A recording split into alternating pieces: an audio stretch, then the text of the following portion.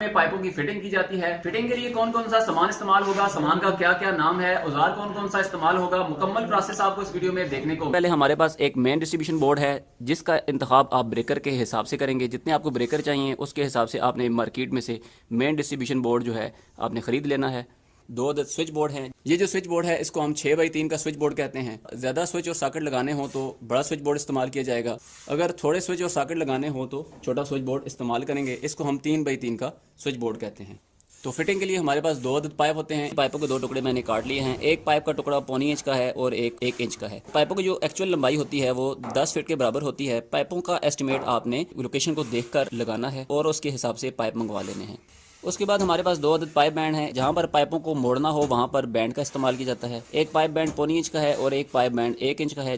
Market में ये band आपको दर्जन के हिसाब से मिलेंगे। फिर मेरे पास ये 2 अदद सॉकेटें हैं। एक सॉकेट 1.25 इंच के पाइप के लिए है और एक सॉकेट 1 इंच के पाइप के लिए है। जहाँ पर पाइपों को जोड़ लगाना हो वहाँ पर सॉकेट का इस्तेमाल किया जाता है। ये भी आपको दर्जन के हिसाब से मिलेंगी।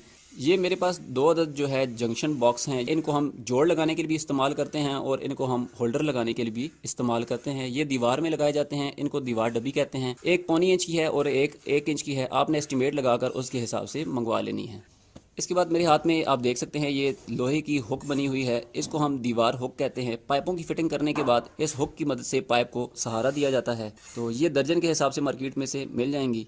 तो उसके बाद दोस्तों मैं आपको औजार के बारे में बताता चलूँ। एक अदद चाहिए होगा कटर, एक अदद छेनी हथौड़ा, प्लास, एक अदद मेजरिंग टेप और पाइपों को काटने के लिए एक अदद हेक्सा ब्लेड। आपने सबसे पहले घर का विजिट करना है। स्केच आपने तैयार करना है। स्केच तैयार करने के बाद उसके हिसाब से काम करना है। स्केच तैयार करने का सबसे बड़ा फायदा ये होता है कि उसमें गलती के चांसेस बहुत ही कम हो जाते हैं और उसमें एस्टिमेट लगाना भी बहुत आसान हो जाता है। नक्शा तैयार करने के बाद एक अगला मरहला उसमें मार्किंग का है। दीवारों के ऊपर निशानात लगाने को हम मार्किंग कहते हैं। मार्किंग में हम टोटल 4 पॉइंट्स को जो है हाईलाइट करते हैं, जिसमें सबसे पहले होल्डर है, उसमें स्विच बोर्ड है और पावर प्लग का पॉइंट है। उसमें जो चौथी मार्किंग है वो डिस्ट्रीब्यूशन बोर्ड की होगी। तो सबसे पहले हम गैराज को देख लेते हैं जिसमें डिस्ट्रीब्यूशन बोर्ड लगेगा। ये वो पाइप हैं जो डिस्ट्रीब्यूशन के लिए हमने इकट्ठे पाइप छोड़े थे। बिल्कुल इसकी सीध में यहाँ पर जो आपको मार्किंग नजर आ रही है, जहाँ पर एक डिस्ट्रीब्यूशन बोर्ड लगेगा, ये पाइप यहाँ से सीधे इस डिस्ट्रीब्यूशन बोर्ड में आएंगे और कुछ पाइप जो है ज़ेर ज़मीन उसमें बाकी जगहों पे हम डिस्ट्रीब्यूट करेंगे। तो ये जो मार्किंग है इसको ज़मीन के लेवल से 6 फुट की हाइट पे किया जाता है। उसके बाद हम होल्डर की मार्किंग को देख लेते हैं। छत से 2 फुट जगह छोड़कर लैंप की जगह बनाते हैं और ज़मीन के लेवल से हम 2 फुट का निशान छोड़कर एक लाइट बोर्ड देते हैं और स्विच बोर्ड को हम 5 फुट की हाइट के ऊपर रखते हैं। पूरे घर में जो मार्किंग होगी वो सिर्फ लैंप की और स्विचेस की होगी। इस दीवार पे जो हम मार्किंग करेंगे इसके हिसाब से ही हम बाकी दीवारों पे भी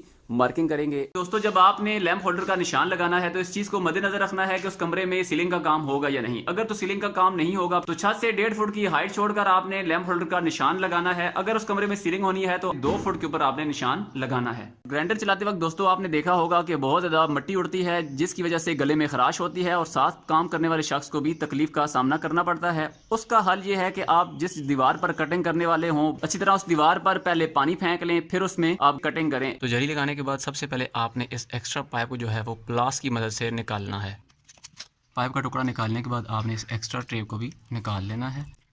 उसके बाद अगर यहाँ पर 1 इंच का पाइप लगना है तो आपने 1 इंच का पाइप लेना है। अगर 1.25 इंच का पाइप है तो 1.25 इंच का पाइप लेना है। फिर उस पाइप को यहाँ पर चढ़ा देना है। पाइप को इस तरह लगा लेने के बाद आपने दीवार डब्बी को पाइप की बैक साइड पे रखना है इस तरह, और यहाँ पर इसकी कटिंग कर लेनी है हेक्सा ब्लेड की मदद से। दीवार डब्बी को पाइप के साथ लगाने के बाद आपने यहाँ पर इसको एक हुक लगानी है जिससे ये पाइप जो है वो दीवार में मजबूत हो जाएगा और गिरेगा नहीं। बिल्कुल इसी तरह आपने स्टेप बाय स्टेप फिटिंग करनी है और एक एक दीवार हुक लगाते जाना है। जहाँ पर बैंड हो वहाँ पर आपने बैंड लगाना है और फिर आगे पाइप लगाने के बाद हमने स्विच बोर्ड जो है वहाँ पर लगा देना है। हर कमरे में दोस्तों हर दीवार की तरफ वही बैंड, वही पाइप, वही दीवार डब्बी होती है, तो इसलिए फिटिंग का तरीका भी सेम होगा। फिटिंग कंप्लीट कर लेने के बाद आपने बोर्ड्स लगाने हैं। रेत और सीमेंट का मसाला बनाकर इन बोर्ड्स की साइडों पर लगा देना है ताकि ये मजबूत हो जाए, अपनी जगह से ना हिले। अगर आप ये मसाला नहीं लगाते तो जब प्लास्टर का काम होगा ये बोर्ड्स अपनी जगह से हिल जाएंगे और फिर बाद में बदसूरत लगेंगे। दोस्तों आप देख सकते हैं इस हाल में एक से ज्यादा बोर्ड्स लगे हुए हैं। तो स्विच बोर्ड जब आपने लगाने हो तो आपने इन सबको एक लेवल में रखना है। अगर ये स्विच बोर्ड लेवल के ऊपर नहीं होंगे तो ये देखने में बदसूरत लगेंगे। वाटर लेवल या लेजर लेवल की मदद से पहले इसका लेवल निकाल लेना है और उसके बाद फिटिंग करनी है जिससे ये देखने में खूबसूरत लगेंगे। मेरे हाथ में एक पीवीसी का स्विच बोर्ड है जो बहुत ही अच्छी क्वालिटी का है। इसको मैं प्रेस करके चेक कर रहा हूँ, ना ये क्रैक हो रहा है और ना ही ये पिचक रहा है, और इसके पॉइंट्स भी बहुत आला क्वालिटी के हैं। अगर आप हल्की क्वालिटी का पीवीसी बोर्ड इस्तेमाल करते हैं तो उसके ये वाले पॉइंट्स बहुत ही नाजुक होते हैं, जिसमें बार बार स्क्रू टाइट करने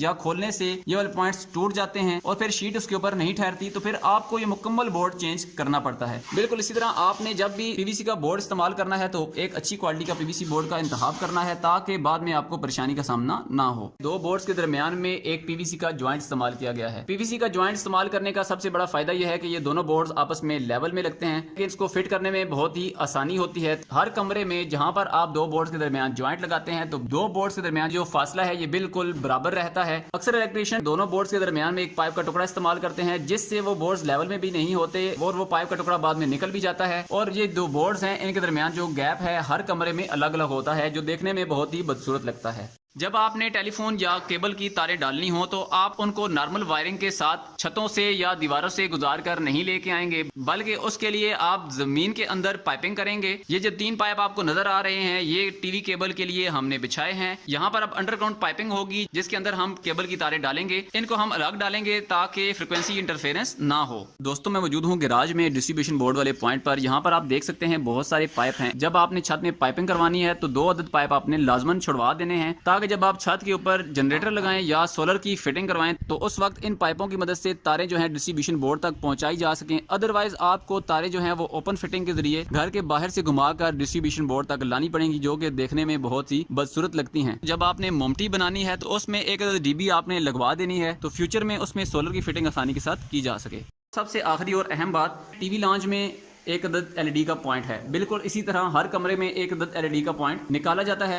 एलईडी का पॉइंट निकालते वक्त आपने किबला डायरेक्शन को जो है वो मद्देनजर रखना है, ताकि जब बेड लगे तो बेड के सर वाली साइड पे वो एलईडी का पॉइंट ना बन जाए। तो पहले आप किबला डायरेक्शन को देखें कि इस रूम की किबला डायरेक्शन कौन सी है। किबला डायरेक्शन जिस तरफ होगी उस तरफ बेड की सर वाली साइड होगी और पांव वाली साइड पे आपने एलईडी का पॉइंट निकाल देना है, ताकि बाद में